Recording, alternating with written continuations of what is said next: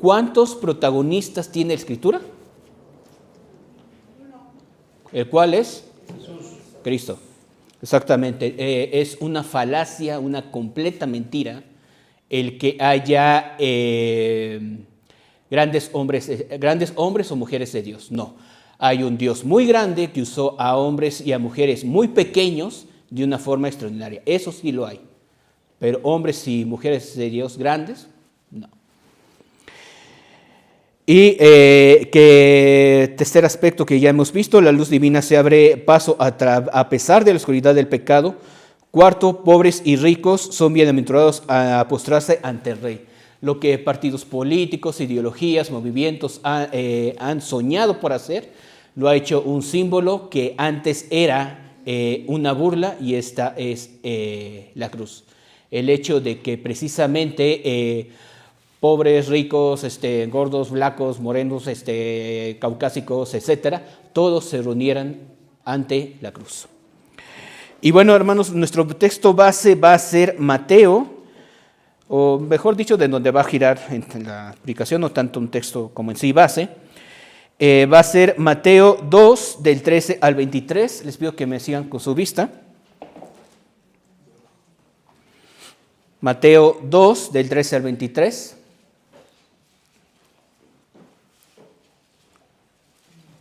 Les recuerdo, en estas predicaciones las estoy basando en un libro llamado Jesús a través de los ojos del Medio Oriente.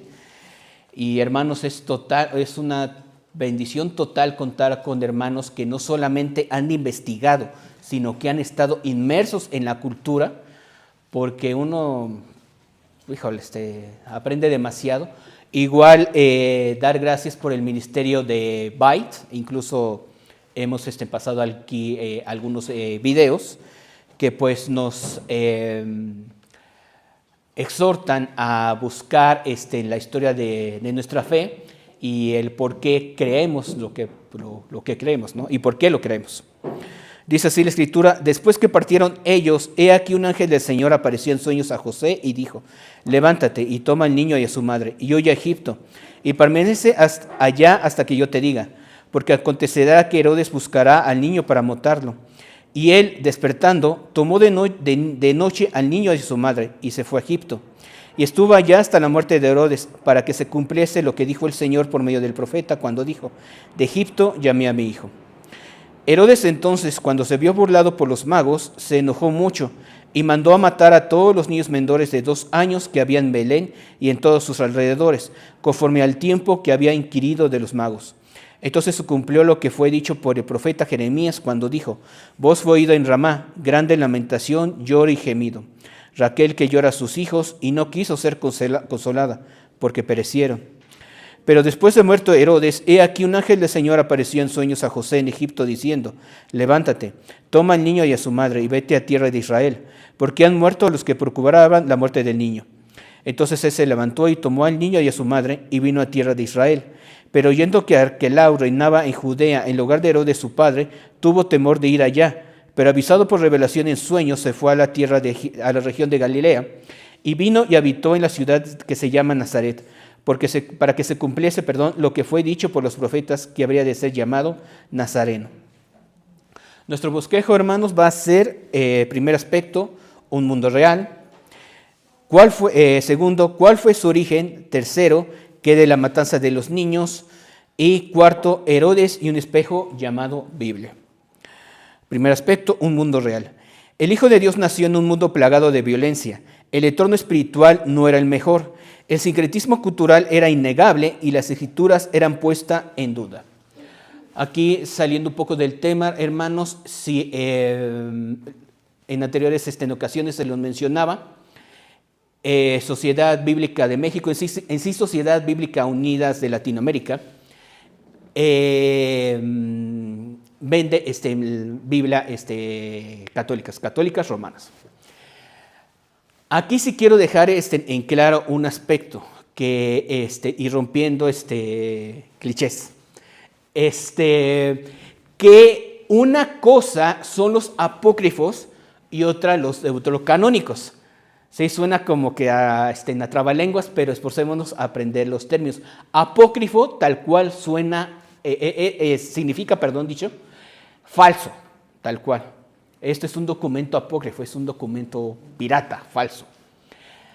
Deuterocanónico, si pudiéramos redefinirlo, es doble canon. Deutero significa doble canon. Entonces, bueno, los libros de doble canon, estén o no estén en la escritura, no afectan a la misma. Recordemos que hubo un tiempo llamado los años del silencio o los 400 años intertestamentarios, porque es lo que se escribió de forma canónica en el Antiguo Testamento, viene este parteaguas, y lo que se escribió en el Nuevo Testamento. Durante estos años surgieron estos libros a modo de leyenda.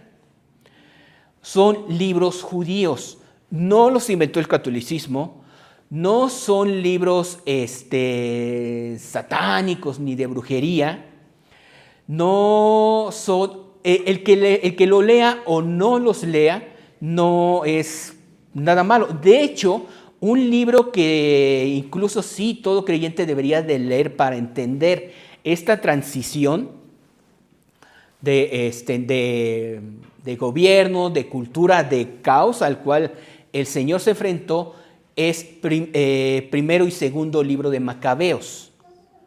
Porque realmente la invasión, la nación que invadió fue los persas. Después de los persas pasaron a los griegos, y después de los griegos pasaron a los romanos. Si nos quedamos en sí con el canon que sabemos, sin contar en Macabeos, sabemos que los profetas advierten de la invasión, que de hecho Jeremías pudo haber sido acusado de traidor a la patria, porque dice, no, ríndanse a Nabucodonosor. Oye, pues espérate, ¿cómo nos vamos a rendir al ejército, a la nación extranjera, no? No, pues de hecho es lo que manda el Señor. ¿Cómo que es lo que manda el Señor, no? Y lo que él mismo decía, ¿no? Si escuchan a profetas que les digan paz, paz, cuando no va a haber paz, pues les dieron otro tipo de paz, pero no la paz que ellos esperaban, ¿no? Y lo menciono porque en el libro de Hechos nos encontramos con una frase que dice, cuando se da la institución de los diáconos, y viendo las viudas hebreas, viendo las viudas griegas, que eran como que de segunda categoría, y las viudas hebreas eran como de primera, que se las entendía bailunaza primero, hubo pleito. Y si uno es avispado y se pone y dice, a ver, ¿cómo? Entonces ya había griegos en la congregación. ¿No se supone que el que abre la iglesia al mundo gentil fue Pedro con la conversión de Cornelio? Bueno, entender lo que hemos repetido vez tras vez, el contexto cultural nos ayuda a esto. Había tanto los judíos propiamente dichos que vestían a la usanza hebrea, y los judíos helenistas. Los judíos helenistas ya prácticamente, precisamente por ello, ya no se les decía judíos, sino griegos. Porque, y por eso las películas en donde representan al Señor, muchas de ellas están mal, porque representan al Señor como un judío helenista. Cabeza destapada, algunas en una túnica, algún como tipo gabardina que usaban en aquella época, cabello ya saben, no largo, cosa que era bastante mal vista. El simple hecho, hermanos, de que tuviese la cabeza descubierta era una falta gravísima de respeto. El judío propiamente dicho usaba tanto hombre como mujer usaban un turbante. Las mujeres pues así como caidito, como las monjas, su tocadito los hombres un turbante, algo en sí en la cabeza, representando que una autoridad mayor, en este caso Dios, estaba por encima de ellos. su camisola, su sisil, su cinturón, y en algunos casos pues, sus filacterias, ¿no? Vestir así era así a la usanza judía. También, hermanos, ¿han escuchado de la fe de misterio? ¿Qué es eso? Bueno, para el tiempo del Señor ya estaba el famosísimo oráculo de Delfos, ya estaba la adoración a Mitras, no recuerdo qué es, como una especie de dios toro. De hecho, muchos hebreos intercambiaban Teos por Adonai o incluso Zeus por Yahweh, porque en la forma de escribir era muy similar. Todo esto nos ayuda a ver de que ya había, para ponerlo de un modo coloquial, el mundo al cual llegó el Señor era, como decimos coloquialmente, una ollita de tamales, ¿no? Ya había de chile, verde, mole, de todo. Entonces, el Hijo de Dios nació en un mundo plagado de violencia, en un entorno espiritual que no era el mejor. El sincretismo cultural era innegable. Lo vemos muy aquí en nuestro país, ¿no? Con esta celebración del Día de Muertos. Una combinación de fe prehispánica con una combinación de catolicismo romano. Algo así era lo que quiero dar a entender. Y pues las escrituras eran puestas en duda. Porque dice, bueno, tanto tiempo hemos esperado al Mesías, tantos libertadores se han autoproclamado y nomás no pasa nada y que el fin del mundo. Para esto, en parte de una facción de los fariseos, sale al desierto, a ver si le suena familiar. Sale al desierto, visten con ropa de camello, crean una comunidad, se alimentan de langostas, de miel silvestre. ¿Les suena familiar? Juan el Bautista. Muchos piensan que incluso los que criaron a Juan fueron esenios. Y de hecho también el conocer la apocalíptica siempre ha estado en todas las culturas.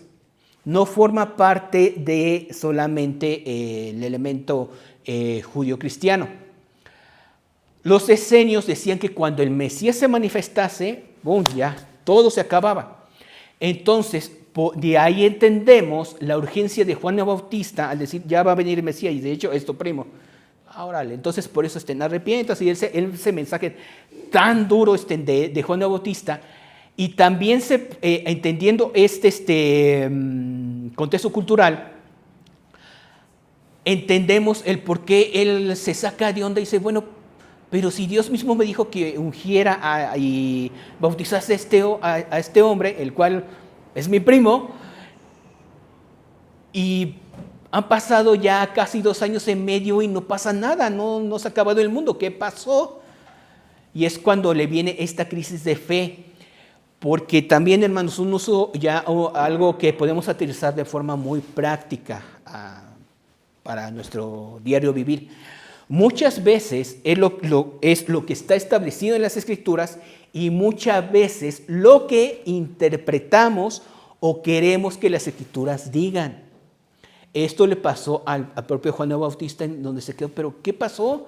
Entonces es que Jesús le tiene que hacer un refresh de las Escrituras. Mira, Juan, es que sí va a pasar esto, pero antes de esto tiene que pasar esto y el otro. También dice, es que Dios no se puede haber equivocado. Juan el Bautista sabía que ya iba a morir. Entonces manda precisamente, en obediencia precisamente a la Escritura, a 2 que pregunten, oye, ¿eres tú o tenemos que esperar a otro?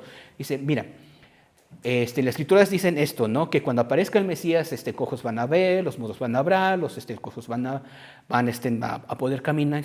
Ok, sí es cierto, es prácticamente lo que estás cumpliendo.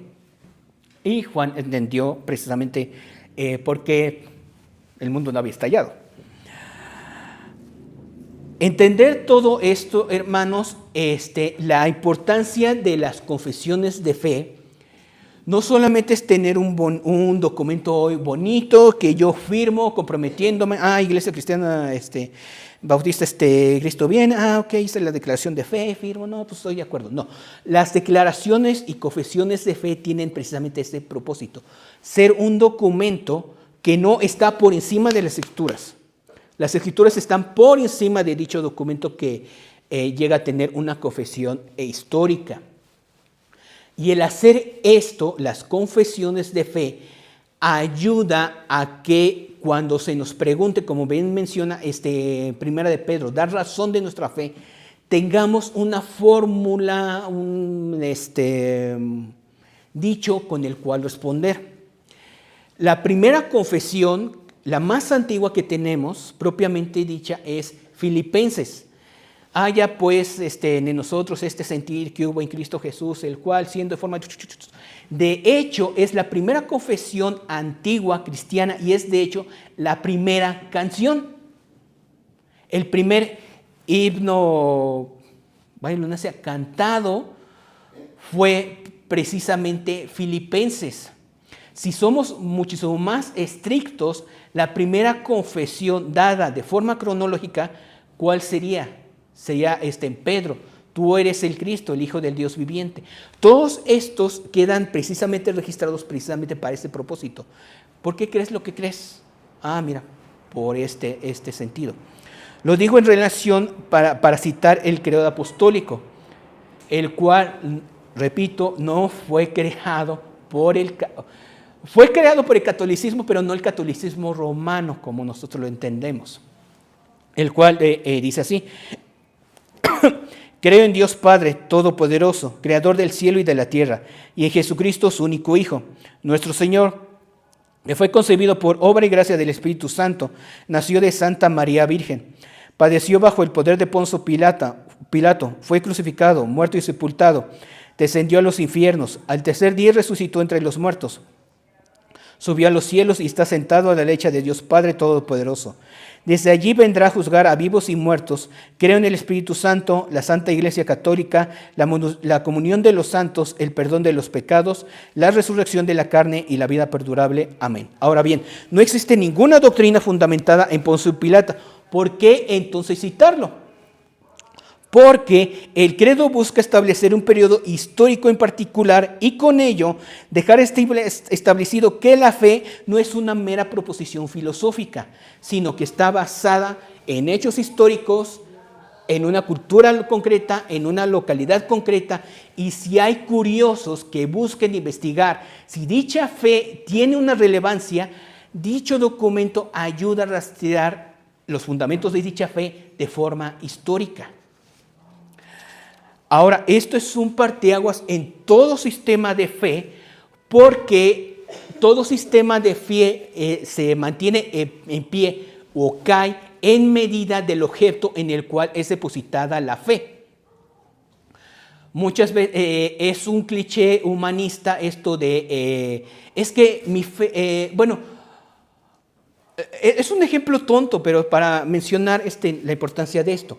Es que yo creo con todo mi corazón que el ratón Miguelito sí existe. Lo creo sinceramente, de fe. Bueno, pero ¿qué documento avala que existe el ratón Miguelito? Aparte de ti, ¿hay alguien más que pueda avalar la existencia del ratón Miguelito? Hay incluso gente que no quisiera que existiese el ratón Miguelito, pero tiene que admitir la existencia del ratón Miguelito. Eso pasa de igual forma con el cristianismo. Es tan evidente, es tan histórico, que precisamente la misma Escritura reta a los curiosos a examinar los fundamentos de la fe. ¿Cuál es un tratado de apologética básica y lógica básica que nos da el apóstol Pablo? Voy a usar en Dios habla hoy. Ustedes me pueden seguir la lectura en Reina Valera 60, pero quise traerlo precisamente porque es una traducción que va idea por idea, no palabra por palabra. Dice: ahora, hermanos, quiero que se acuerden del evangelio que les he predicado, La cita es 1 Corintios 15, del 1 al 19. Repito, 1 Corintios 15, del 1 al 19, solamente que yo leeré de Dios habla hoy. Y dice así la Escritura: ahora, hermanos, quiero que se acuerden del evangelio que les he predicado. Ese es el evangelio que ustedes aceptaron y en el cual están firmes. También por medio de este evangelio se salvarán si se mantienen firmes en él, tal como yo se los anuncié, de lo contrario habrán creído en vano. En primer lugar les he enseñado la misma tradición que yo recibí, a saber, que Cristo murió por nuestros pecados, según las Escrituras, que lo sepultaron y que resucitó al tercer día, también según las Escrituras, y que se apareció a Cefas y luego a los 12. Después se apareció a más de 500 hermanos a la vez, la mayoría de los cuales vive todavía, aunque algunos ya han muerto. Después se apareció a Santiago y luego a todos los apóstoles. Por último, se me apareció también a mí, que soy como un niño nacido anormalmente, pues yo soy el menos importante de los apóstoles y ni siquiera merezco llamarme apóstol, porque perseguí a la iglesia de Dios. Pero soy lo que soy porque Dios fue bueno conmigo y su bondad para conmigo no ha resultado en vano. Al contrario, he trabajado más que todos ellos, aunque no he sido yo, sino Dios, que en su bondad me ha ayudado. Lo que importa es que tanto yo como ellos, esto es lo que hemos predicado y esto es lo que ustedes han creído. Pero si nuestro mensaje es que Cristo resucitó, ¿por qué dicen algunos de ustedes que los muertos no resucitan? Porque si los muertos no resucitan, entonces tampoco Cristo resucitó. Y si Cristo no resucitó, el mensaje que predicamos no vale para nada, ni tampoco vale para nada la fe que ustedes tienen. Si esto fuera así, nosotros resultaremos ser testigos falsos de Dios, puesto que estaríamos afirmando en contra de Dios que Él resucitó a Cristo cuando en realidad no lo habría resucitado, si fuera verdad que los muertos no resucitan. Pero si los muertos no resucitan, entonces tampoco Cristo resucitó. Y si Cristo no resucitó, la fe de ustedes no vale para nada, todavía siguen en sus pecados. En este caso, también están perdidos los que murieron creyendo en Cristo. Si nuestra esperanza en Cristo solamente vale para esta vida, somos los más desdichados de todos. Aquí, ¿qué confianza, salud tendría el cristianismo y sobre todo el Espíritu Santo que inspiró a Pablo a escribir esta carta, de poner a la vista de todos un botón de autodestrucción para el cristianismo? Si tú me enseñas un cuerpo de un hombre de 33 años que ha sido crucificado en el siglo I y que corresponda y que sea evidente que es el Señor Jesucristo, el cristianismo se acaba. Bueno, es que a lo mejor, pues como tú la vives en tu mundo de hadas, pues no has escuchado de la tumba de Taipol, perdóname. Entonces, se esperaron 400 años los discípulos para enterrar al Señor. Es una bobada. Sí, efectivamente, ahí la persona que está ahí fue crucificada. Pero, ¿en serio se esperaron 400 años? La datación dio que dicha tumba es del siglo IV. ¿Por qué los primeros en estar, los testigos oculares y aquellos que querían acallar la resurrección, no encontraron ningún cuerpo? Y wow, mágicamente encuentran después de años de investigación un cuerpo. Es absurdo que quieran poner una tumba y decir un cuerpo y decir que es la tumba del Señor, cuando ni siquiera los que están más interesados en que esto fuese falso no pudieron demostrar que fuese falso. Y aquí es donde entra Herodes el Grande. ¿Por qué detenernos a escuchar sobre un ser tan repugnante como él? La respuesta es: 1, porque nos ayudará a comprender el entorno cultural del Nuevo Testamento. 2, porque nos ayudará a comprender al mundo tan caótico al cual llegó el Hijo de Dios. 3, porque en su soberanía Dios determinó que se hablara de él en su palabra, y esto sería un punto que nos debería de bastar, pues porque Dios quiere, punto. Y 4, y el que menos nos gusta, porque todos somos Herodes. Odiado por los judíos y amado por los romanos, Herodes el Grande nació al sur de Palestina. Su padre era Antípater, edomita obligado a convertirse al judaísmo, por lo cual étnicamente Herodes era árabe y religiosamente judío. Años después, Herodes entablaría una amistad con el general romano Marco Antonio y a su vez Antípater con Roma, con el padre de Herodes. por lo cual Julio César favorecería a Herodes para nombrarlo como procurador de Judea en el año 47 a.C. Cuando los partos invadieron Judea, Herodes huyó a Roma, prometiéndole al Senado reconquistar Judea, ganándose así el título indiscutible de gobernador. Tras el conflicto entre Marco Antonio y Octavio, una guerra civil para demostrar quién se iba a quedar con el changarro, quién iba a ser el nuevo emperador, Herodes apoyó el primero. Tras la batalla de Actio, Octavio resultó vencedor y, como buena víbora que era, Herodes le dijo a Octavio una frase que le salvaría tanto la vida como su puesto. Por Josefo Flavio, nuestro reportero del siglo contemporáneo, del siglo I, que nos decía cómo fuera la vida en esos entonces, dice que Herodes, para salvar su pellejo, le mencionó a Octavio: no te pido que tomes en cuenta de quién fue amigo, sino que tan bien y fiel amigo fui. Una víbora bífera, total. Dándose cuenta Octavio, el tipo de canalla y perro faldero que tendría en Herodes, es el que decide perdonarle la vida, dejarle en su puesto e inclusive restituirle las tierras que por capricho Cleopatra le había arrebatado. De aquí soy, ¿no? Este es un títere que lo puede hacer y deshacer como yo quiera. ¿Cuál fue su origen en cuanto a esto de el grande? Por tanto, por parte de la historia secular se le reconoce como un gran constructor de hombres, vaya la redundancia, grandes. Él fue el fundador de Cesarea, que más tarde pasó a ser la capital de Palestina. Reconstruyó la ciudad de Samaria, rebautizándola como Sebasté. En honor al emperador, mejoró la apariencia de las ciudades de Beirut, Damasco, Antioquía, Rodas y muchos lugares más con palacios, teatros, fortalezas, acueductos y no olvidemos el templo, con el cual buscó ganarse el favor de los judíos.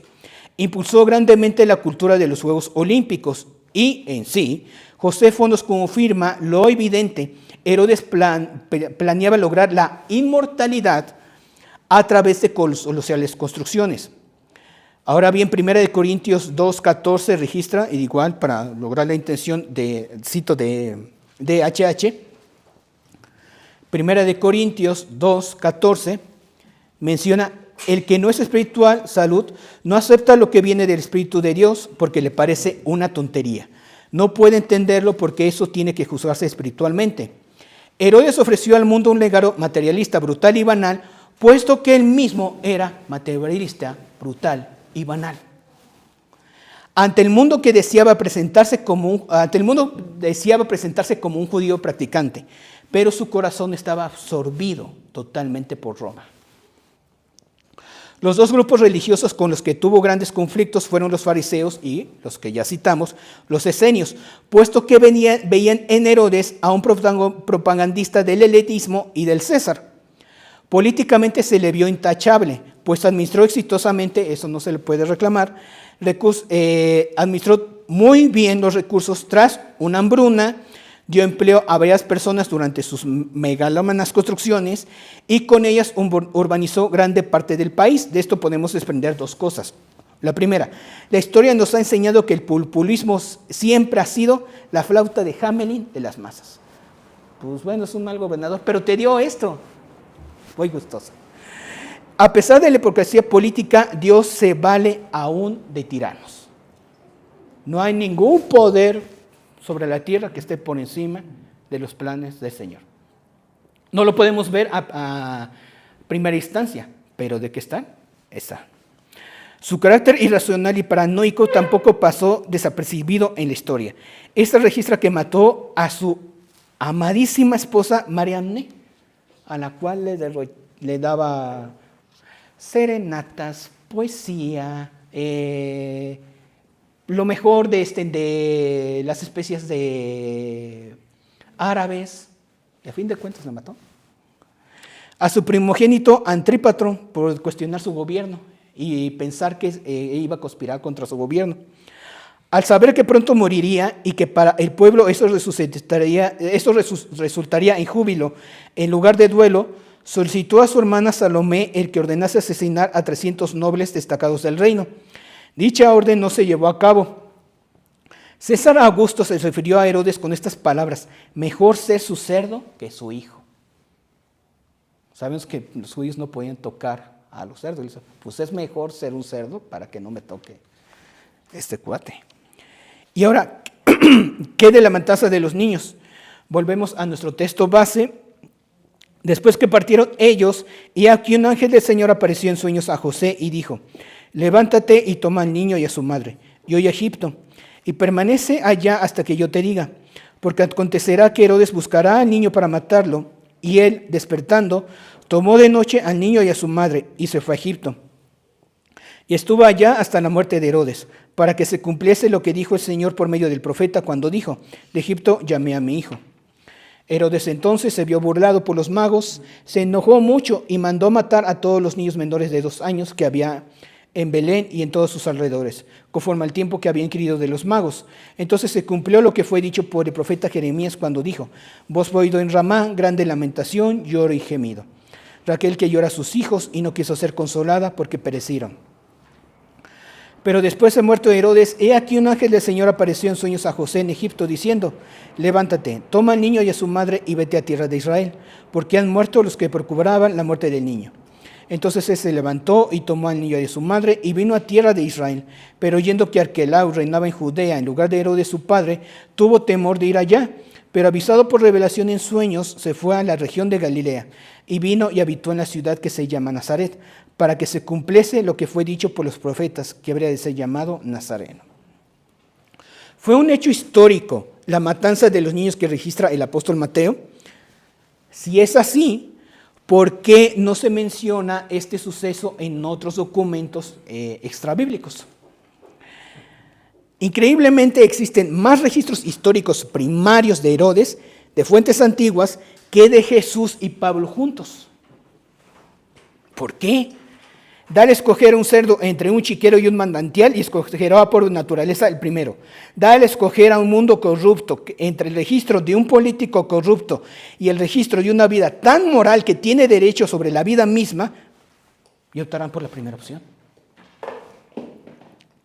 La Escritura registra en 1 de Juan 2:16 lo siguiente: porque nada de lo que el mundo ofrece viene del Padre, sino del mundo mismo. Y esto es lo que el mundo ofrece: los malos deseos de la naturaleza humana, el deseo de poseer lo que agrada a los ojos y el orgullo de las riquezas. Tenemos más registro de las obras políticas y urbanas de Herodes, porque esto llama la atención del mundo corrupto en donde se llevaron tales actos. Si tenemos algo de Jesús y de los apóstoles, es meramente porque afectaron a dicho mundo. Si el cristianismo no hubiese sido tan relevante y hubiese puesto literal patas para arriba al sistema romano, no sabríamos nada de los apóstoles. De forma obviamente secular. Sabemos que es la influencia del Espíritu Santo el que hizo exitosa la predicación del Evangelio. Pero por efecto del Evangelio, de que como lo vimos en la introducción, pobres, ricos, y algo que fue totalmente escandaloso para el mundo romano, que los amos comiesen con los esclavos y viceversa, y que les llamasen hermanos. Oye, que hermanos, esto de que de que se dé flores a la novia, a la esposa, viene del cristianismo.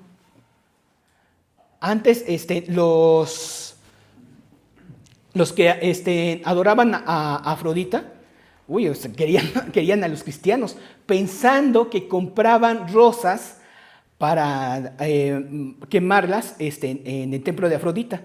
No, se les voy a dar a mi novia, no se les voy a dar a mi esposa. ¿Por qué? Pues, es su esposa. Pues porque la amo. Bueno.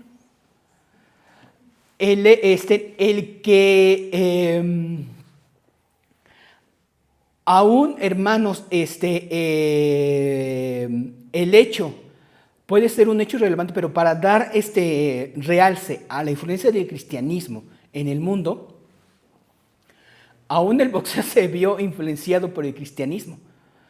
Porque para deleite de los romanos, Antes el boxeo se hacía con una placa y unas 3 puntas filosas. Obviamente no duraban nada. Y aún si muerto el contrario, por puro capricho de quien veía eso, el cadáver seguía siendo golpeado. El hecho de que ya se regule las contiendas, el hecho de que si ya quien está peleando ya no puede, el hecho de que se respete al propio rival, todo esto es facción del cristianismo. Muchos gladiadores no tenían escucharon del evangelio no recuerdo cuál era el nombre de las escuelas de gladiadores, pero que escuchaban del evangelio en dicha escuela, no tenían problema en que le soltasen a un tigre, a un jabalí salvaje, pero sí se enfrentaban a otra persona. Y aquí, hermanos, en serio, la importancia de saber la historia de la fe. Con la espada y trazaban un arco y el otro lo cerraba, formando el ictus, el pescadito. Chin, pues este es hermano. Y aun cuando no fuese hermano, no lo voy a matar. ¿Por qué? Porque está hecho a imagen y semejanza de Dios. Simplemente buscaba noquearlo y dice, bueno, a ver si esto ya los divierte a esta gente. No, mátalo. No. Y ahí morían los dos. ¿Por qué no lo quieres matar? Porque está hecho a imagen y semejanza de Dios. Ah, de tu crucificado ese. Pues sí, ese que incluso te hizo a ti, emperador. Vas. Estamos más al pendiente de las declaraciones de un cantante cristiano que un hermano que toma su guitarra y canta en lugares públicos, no buscando una remuneración, sino solamente llamar la atención de los demás como medio para proclamación del evangelio. Estamos más pendientes de los escándalos morales de tal o cual predicador o escritor cristiano famoso que da la vida de un misionero desconocido al cual las luces de las cámaras y reflectores no alumbran. ¿Pierdes tu tiempo inventaneando? Tú también lo pierdes en escucharte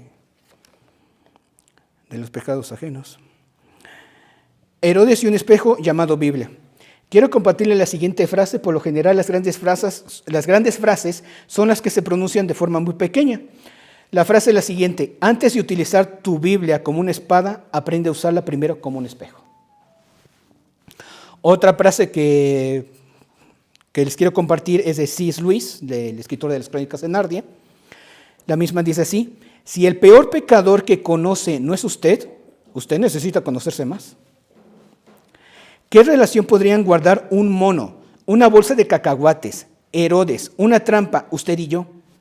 La forma en la que algunos cazadores atrapan monos en la jungla es dejar una bolsa de cacahuates dentro del agujero de algún árbol y atan una soga que cierre fuertemente su nudo cuando el mono toma la bolsa de cacahuates. Esto aprieta la muñeca del mono atrapándolo. Lo irónico es que para que el mono fuese libre, ¿qué creen que tiene que hacer el mono? Soltar la bolsa. Y el mismo nudo se vuelve a desamarrar. Agarra la bolsa, se vuelve a hacer el nudo. Y esto es lo irónico. Puede que nos dé risa, pero ¿por qué no soltamos la carcajada cuando lo mismo sucede con nuestro pecado? Herodes cayó en la paranoia enferma de ver su reinado, su bolsa de cacahuates amenazada, y fue capaz de acabar con la vida de niños menores de esos años. Y decimos que desgraciado Herodes, que es un cerdo, es un cobarde, pero ¿y nuestra propia bolsa de cacahuates? Ya lo hemos mencionado anteriormente, el yad, la vara con lo que los judíos usan para leer los rollos de la Torá o Tanakh, tiene forma de mano. El pulgar sirve para llevar una regla del párrafo, el índice pues señala al texto y 3 son los dedos que señalan al lector para hacerle mención de que esto va primeramente para ti. Pero algo que no se ha mencionado es que también el dedo señala a los varones que están escuchando la predicación, entonces nada de que, ay, ¿por qué no vino hijo, hubiera venido mi amigo Panfleto? Esto le hubiera caído, pero en su pecado. Ay, ¿por qué no vino mi abuelita? Esto lo hubiera convencido. No, espérame. Es primeramente a Dios quien te está hablando a ti.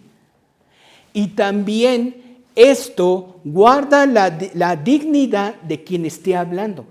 Porque sea muy buen orador, tenga muchas muletillas, sea como sea, a fin de cuentas es un hombre que está siendo utilizado por Dios para hablarte. Ay, es que no me gusta cómo predica por Washer. Y a fin de cuentas es Dios hablándote. Sea Washer, Núñez, sea quien sea un misionero que no ha escrito ningún libro.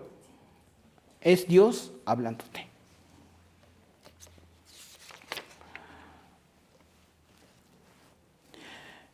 También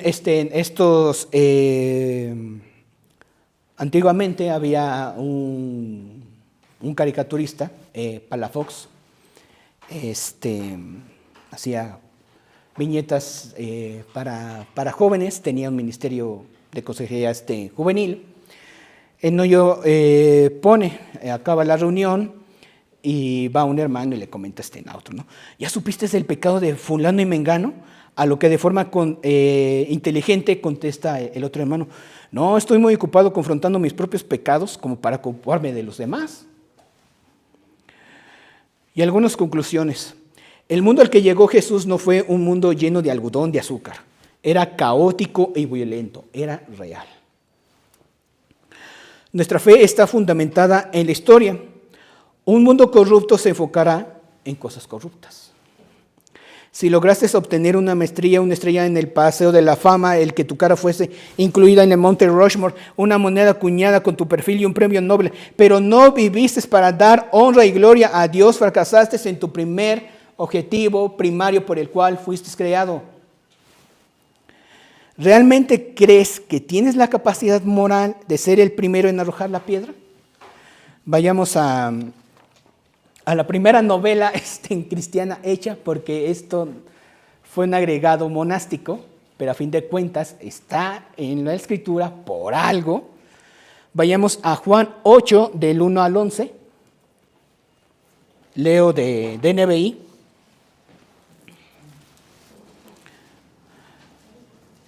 Pero Jesús se fue al monte de los olivos. Al amanecer se presentó de nuevo en el templo. Toda la gente se le acercó y él se sentó a enseñarles.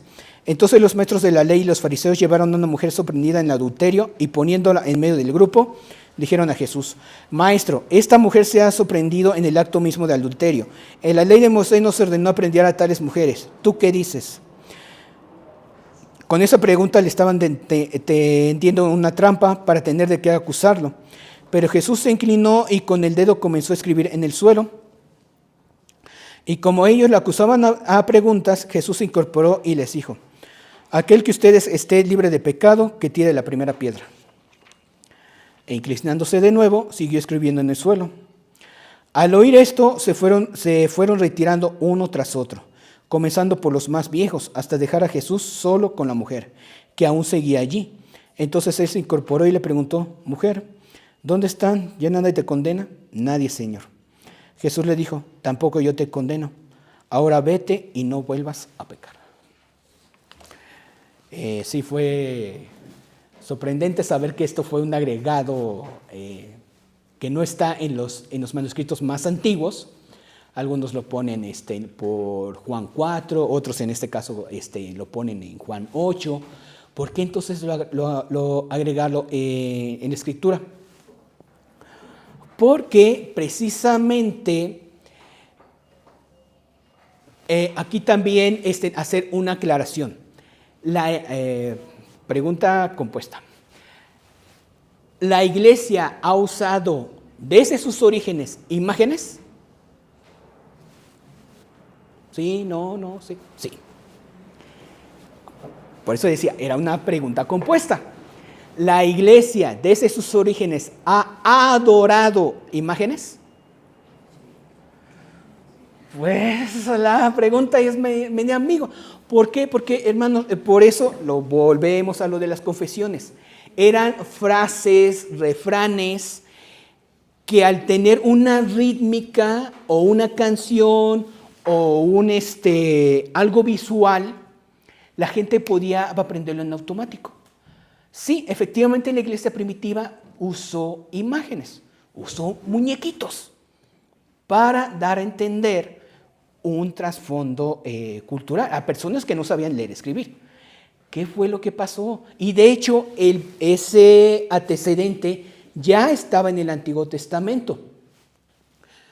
Moisés manda hacer una vara con una serpiente de bronce y diles que al mirar yo, el Señor, los voy a curar. Y pasa esto. Miran a la serpiente, Jesús mismo se alude como la serpiente con Nicodemo y son sanados. ¿Qué nos menciona la misma escritura? Que confundieron el clavo con el crucificado, que empezaron a adorar a esfinge, bueno, sí, a fin de cuentas una imagen, y Dios mismo es quien manda a destruirla. Sí, la iglesia primitiva sí usó imágenes para dar un sentido de hacer entender algo. Y lo mismo es en este sentido. Con el carácter del Señor se buscó hacer esta historia para dar un realce de el moralismo. Recordemos que que cada evangelio tiene un público objetivo. Y los gnósticos decían que uno podía ser salvo a través de un conocimiento secreto y a la vez de llevar como una vida intachable, ¿no? Ellos fueron los que empezaron con esta locura del ascetismo y de que la relación sexual era mala. Que no, yo soy así bien portadito y nada, ¿no? Así la carcajada. No, usted ríase santamente, ¿no? Estas ideas, ¿no? Entonces, ¿cómo hacerles entender de que no es por un moralismo, sino por la gracia de Cristo que somos salvos? Mira, vamos a hacer todo un trasfondo cultural, hacer esta mini novela e introducirla en los manuscritos de Juan. Es así como surge este agregado, el cual esté o no esté en nuestras traducciones, no afecta a la misma, puesto que está basada en el carácter mismo del Señor. Incluso el relato pone la pista, porque Jesús empezó, o aquí inventan de que Jesús estaba escribiendo en el piso, porque algo que era tanto moral como para griegos como para judíos, era de que el sábado es sagrado y lo tengo que dedicar al Señor y demás. Y sí, efectivamente. Y el escribir en tierra estaba permitido porque pues, el viento se llevaba lo que habías escrito, entonces no estaba considerado como un trabajo, pero astutamente también se le pone que Jesús escribe en el piso porque estaba escribiendo los pecados de las personas que estaban viendo. Entonces, afectados por la conciencia, pues no te lo voy a... ¿Cómo no? Y el mismo relato nos menciona que empiezan a abandonarlas. Esto, ¿no? Vemos también el uso y la soberanía de elementos visuales y lo que estábamos, el punto también de esta predicación, aún por personas malas, porque ¿qué es lo que primeramente nos menciona a detalle Lucas en cuanto al ladrón que ya sí le pide perdón a Cristo? Primeramente, en los evangelios de forma astuta nos mencionan que Pilato manda hacer, ese es Jesús, rey de los judíos, y en los 3 idiomas para que lo pudieran la gente entender. ¿Qué nos quita que ese haya sido un factor evangelístico para este hombre? Ve el letrero y se queda, lo que he escuchado del Mesías es cierto, es él. ¿Pero quién lo mandó a escribir? ¿Un evangelista? ¿Un pastor? El tirano que los tenía ahí precisamente clavados. Y sin embargo, Dios usó ese elemento para que él pudiese ser sal. De igual forma, nos guste o no en esta frase, el espejo es Herodes y un espejo llamado Biblia, que guardarnos de que no seamos Herodes, no tengamos nuestra bolsa de cacahuates, no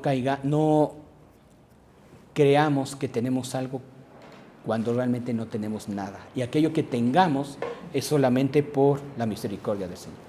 Dios bendiga.